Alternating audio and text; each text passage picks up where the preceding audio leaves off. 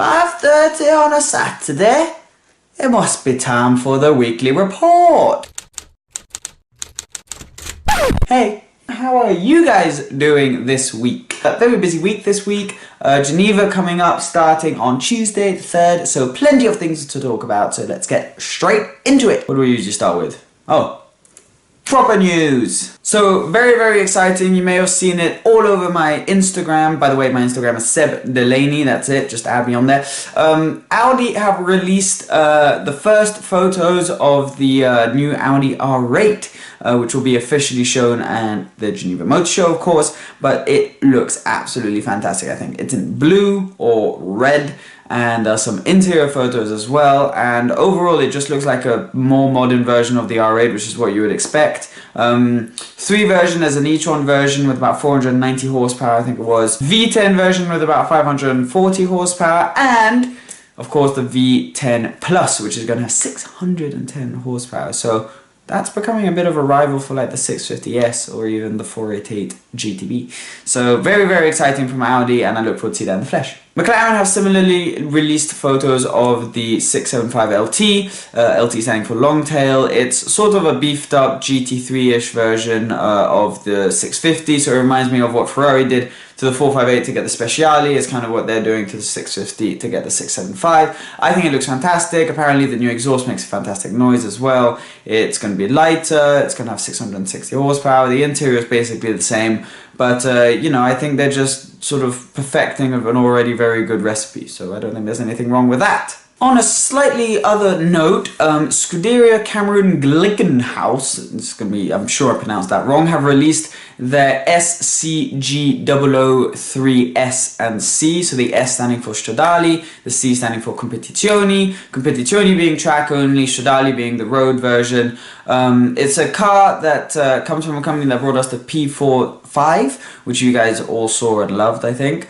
It has a V6, going to weigh about 1,350 kilos, producing about 530 horsepower, which is going to be a really good power to weight ratio, and it's going to be released at the Geneva Motor Show. Not much else to tell you for now, but I think it looks quite good. It's a bit sort of racy for the road, but I'm sure they've done a good job, and I look forward to seeing it. Aston Martin have followed on the bandwagon as well, and they've released photos of their new Vulcan hypercar.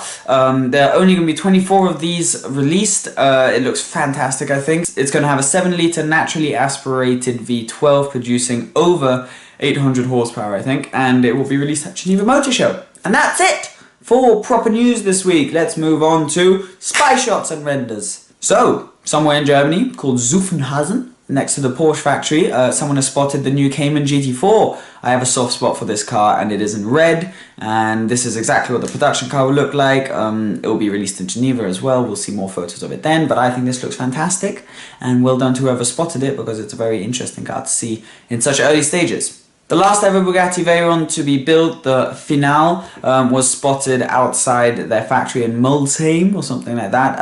Here are the photos. Can't see much of it. Again, going to be released officially at the Geneva Motor Show, but it looks good from what we can see so far. Right, so that's it. I'm trying to make this video a bit shorter because I tend to blab on and these get long, and there's lots of stuff to cover this week. So, moving on to videos. First video, if you click here, you'll be able to watch it. It's a race between a Koenigsegg R and a Bugatti Veyron Vitesse. I'm sure you're all very interested to see how the Koenigsegg does, because they claim a lot of things, but they don't often prove it. So this is your opportunity. Click here and you'll be able to watch that. Chris Harris, my favorite auto reviewer, has released a new video. This time he's reviewing the brand new twin turbocharged V8 Mercedes C63 AMG and gives his point of view on it. I really like the car. I would definitely get one over the new M3, and I won't ruin the surprise for you, but why don't you watch it and see what Chris thinks. And last but not least, if you want to see a McLaren F1 GTR and the new P1 GTR being released in Geneva racing around a track, then click right here, because this is your only opportunity probably to see 2 of these cars in the same color racing around a track, and it's pretty special. Right, so loads of stuff in the for sale section this week, so I'm going to have to kind of fire through it. So first of all, we have this Bugatti Veyron with only about 5,000 miles on it. Reportedly has had a celebrity owner for the past few years. Is for sale for £895,000 in the UK's Sterling dealership. Second one is the quickly appreciating Porsche 911 GT3 4.0.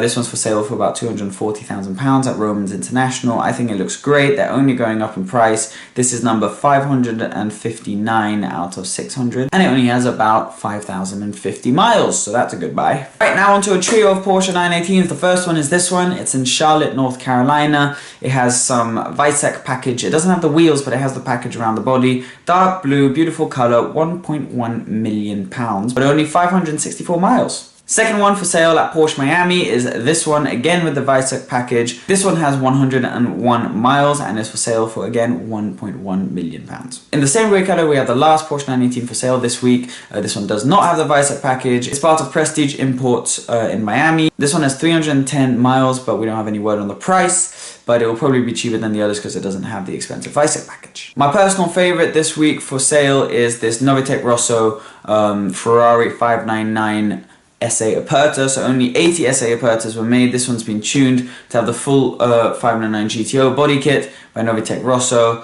It looks absolutely fantastic. It's for sale for 875,000 euros, but only appreciating, and it looks fantastic. Dan Bilzerian, your favorite Instagram playboy, has put up his Lamborghini Aventador Roadster on eBay, of all places, because, quote, he doesn't have enough space in his garage anymore. So he's put his white Lamborghini Aventador Roadster up for $400,000, and it only has 957 miles, so he's barely used it, but as we do know, he also has an AC Cobra and a Mercedes 6x6. Last but not least, we have deliveries. So this week we are back to Floyd Mayweather, this time not buying a car for himself, but buying a car for his 14-year-old daughter, and not any car, this Rolls-Royce Wraith.